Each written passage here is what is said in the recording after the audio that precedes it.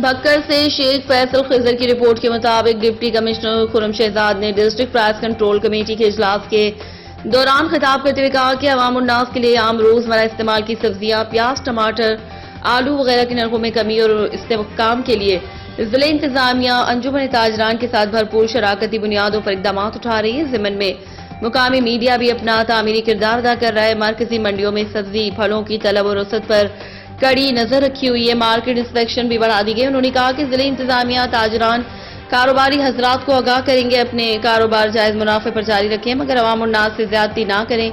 تاجران کی جانب سے دی گئی آگاہی کے باوجود گرا فروشی کا سلسلہ جاری رکھا گیا تو پھر بھرپور انداز میں ایسے عناصر کے خلاف بھرپور ایکشن ہوگا۔ انہوں نے ایڈیشنل ڈائریکٹر لائف اسٹائل کو احکامات جاری کیے کہ وہ صبح 4 بجے سے سلاٹر ہاؤس کا خود جا کر وزٹ کریں اور غیر قانونی سلاٹر ہاؤس کے خلاف بھرپور ایکشن لے کر انہیں بند کروائیں۔